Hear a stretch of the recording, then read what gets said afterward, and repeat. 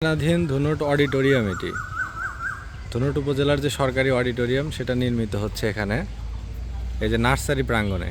এই এলাকাটাকে আগে সবাই চিনত নার্সারি বলে, কারণ এখানে গাছের চারা পাওয়া যায়। এই জন্য আসলে ধুনট উপজেলা পরিষদের ক্যাম্পাস কয়েকটা, এটাও একটা ক্যাম্পাস। এই যে এখানে যে চারতলা রয়েছে কোয়ার্টার, এখন এটা নতুন ভবনের কাজ হচ্ছে জন্য এখানে বিভিন্ন অফিস চলে এসেছে। এটা ছিল পুরাতন ভবন, ইউএনওর বাসভবন ছিল, এখন ও পাশে নতুন হয়েছে। এই প্রাচীরের ও পাশেই হচ্ছে উপজেলা পরিষদ চত্বর, এবং এই রাস্তাটা চলে গেছে ধনুট বাজারের দিকে, জিরো পয়েন্টের দিকে। আর এটা ছিল সেটেলমেন্ট অফিস, এটা ছিল পুরাতন সেটেলমেন্ট অফিস।